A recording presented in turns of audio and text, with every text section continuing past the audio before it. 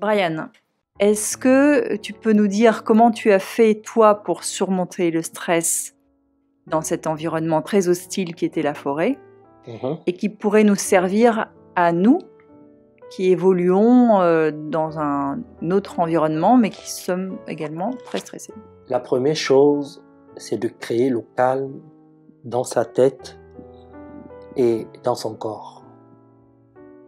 C'est d'abord une question de volonté, de se dire, je suis face à une situation qui ne me convient pas, que je ne maîtrise pas, je suis face à l'inconnu, qu'est-ce que je fais? Première chose, je prends la décision de créer le calme dans mon corps. C'est une décision d'abord. Primo, secondo, c'est de se dire, je vais créer des pensées qui vont me permettre de me sentir bien. Je vais te donner un exemple que j'ai vécu dans la forêt, puisque tu m'en parles. La première nuit où je me perds, il y a un bruit qui me terrifie. Tu vois, quand un arbre craque, à l'intérieur de cet arbre, il y a un bruit atroce qui fait mal aux oreilles, qui terrifie.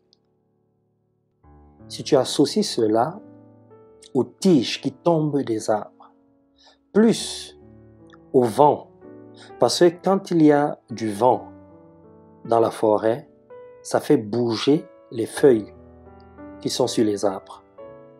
Les feuilles en mouvement créent un son. Imagine un peu, tu associes tout cela au bruit des animaux, des insectes, des reptiles. C'est terrifiant. Ça t'amène à imaginer des choses atroces. Par exemple, moi j'ai imaginé comment un animal me dévorait. J'imaginais. Il y a un film qui m'a beaucoup marqué, Anaconda, le prédateur. J'ai vu comment, tout ce que je te dis là, ça se passait dans ma tête. Je voyais comment un boa venait enrouler tout mon corps, m'étranglait et m'avalait. Tout ça pour te dire que quand on est face à des situations qu'on ne maîtrise pas, on a des peurs. En fait, ces situations-là créent des peurs à l'intérieur de notre corps. Tout ça pour te dire que lorsqu'on est face à des situations qu'on ne maîtrise pas, l'inconnu crée à l'intérieur de notre cerveau des peurs. Et ces peurs-là vont réveiller des croyances enfuies. J'ai commencé à croire qu'il y avait des esprits dans la forêt, des loups-garous, parce que j'ai vu des films sur des loups-garous. Donc, pour sortir du stress, j'en avais marre et je me suis dit, Brian, crée le calme à l'intérieur de ta tête. Grâce au calme, tu vas te sentir mieux. C'était ça mon objectif. C'était le calme. Mon objectif était précis. Et parce que je me suis dit ça, en quelque sorte, j'ai poussé une autre partie de mon cerveau à créer des pensées positives. Et comment j'ai créé les pensées positives? Je me suis dit, tu es seul dans la forêt, personne ne viendra te sauver. Tu es seul. Va chercher à l'intérieur de toi. En fait, fais ce que tu n'as jamais pu faire pour voir ce que tu n'as jamais vu. Donc, je suis allé puiser à l'intérieur de moi. Mais quand je te dis puiser, je n'ai pas fait semblant. Je suis allé chercher au plus profond de moi-même.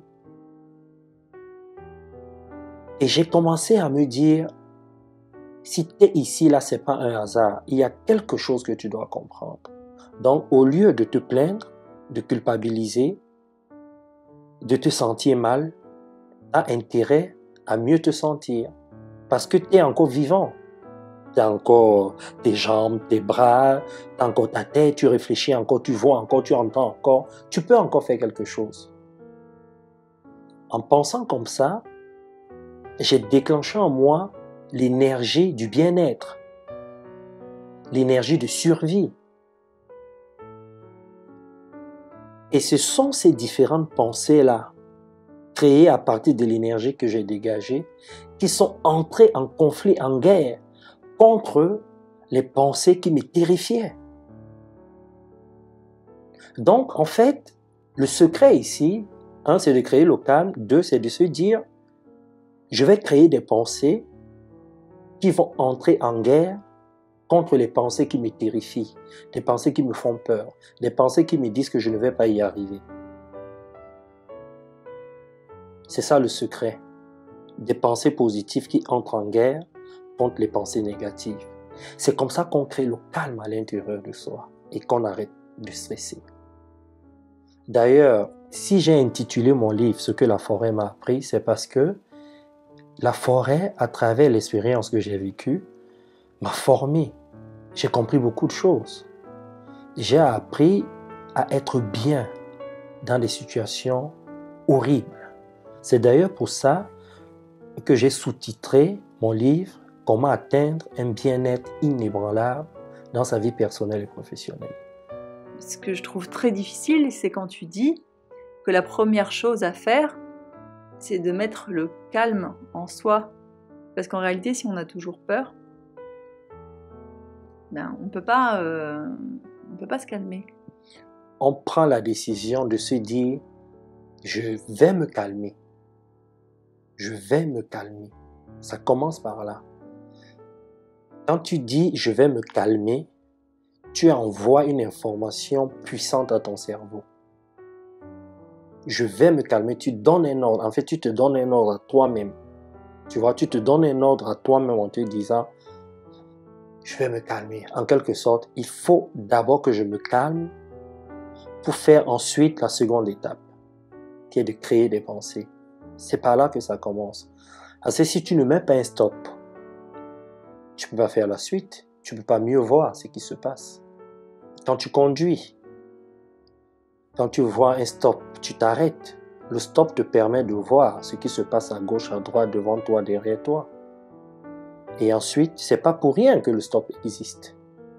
Il est important d'appliquer ce même stop lorsqu'on vit des situations compliquées. C'est pas bien. C'est un danger qui risque de créer un mal-être en toi. Le stress, tu mets un stop. C'est la première chose. Par exemple, il n'y a pas longtemps, j'avais le trac avant un entretien. Et je me suis dit qu'il fallait que j'arrête ce stress-là. Que ça n'était pas positif, que ça me faisait du mal. Et même si mon cerveau a réussi à dire « il faut que ça s'arrête », j'ai continué à ressentir tous les effets du trac. Mal au ventre, quand j'ai pris la parole, c'est pas bien sorti. J'avais quand même tous les effets, même si je m'étais dit, c'est décidé, j'arrête de stresser. Bon, maintenant, quand tu te dis, je mets un stop, il faut que ce soit un vrai stop. Je vois beaucoup de gens qui conduisent, qui arrivent à un stop et qui font semblant de s'arrêter, ils ralentissent, ils ne mettent pas un stop. C'est pas pareil. Quand tu mets un vrai stop, tu t'arrêtes vraiment. Tu te poses. Tu te poses pour observer ce qui se passe en toi. Je peux te dire que quand tu commences à observer ce qui se passe en toi, sans le savoir, tu commences à t'éloigner de ce qui te fait peur, de ce qui te stresse. Je pense que tu n'as pas mis un vrai stop. Je pense que tu as ralenti les choses, mais tu n'as pas mis un stop. Ou alors tu as mis un stop et tu n'as pas observé ce qui se passait en toi. Tu es resté focus sur ton objectif. Le stop, c'est pour que tu observes. C'est ça le secret. Si tu le fais, tu verras d'autres résultats. Alors, tu as mis un stop ou tu as ralenti? Peut-être j'ai ralenti seulement. Voilà. Et c'est ça le problème de beaucoup de personnes. Je connais beaucoup de gens qui viennent me voir en coaching et qui me disent, Brian, j'ai décidé de ne plus stresser. J'ai lu des livres, j'applique, mais ça ne marche pas. Non, la vérité, c'est que tu n'as pas bien appliqué. Tu n'as pas bien appliqué. Dans mon livre, dans la 4e fondation, les inquiétudes, c'est bien expliqué comment sortir des inquiétudes, étape par étape, ce qui est important de faire pour ne pas stresser, marche par marche. Quelles astuces tu as, toi, pour vraiment t'arrêter et pas seulement ralentir quand tu stresses? Je m'autorise, je me donne un ordre à moi-même. Je me dis, arrête-toi, c'est un ordre. C'est le code pour ne pas stresser, comme le code de la roue. Un stop est un stop, tu t'arrêtes. Tu peux être pressé, tu peux avoir un rendez-vous très important, il y a un stop, tu t'arrêtes pour que le pire n'arrive pas. Il y a combien de personnes qui ont eu des accidents graves juste parce qu'elles ne se sont pas arrêtées à un stop? Je te laisse imaginer. La plupart des gens causent le pire dans leur vie parce qu'ils ne savent pas vraiment s'arrêter à un moment donné. Tu t'arrêtes pour observer. C'est un ordre que tu te donnes à toi-même. C'est une discipline, c'est une question de discipline. La forêt m'a discipliné. De toutes les façons, je n'avais pas le choix. Si je ne me disciplinais pas, je me faisais dévorer. C'était important pour moi de créer le calme là à l'intérieur. Et pour créer le calme là à l'intérieur, on reste discipliné envers soi-même.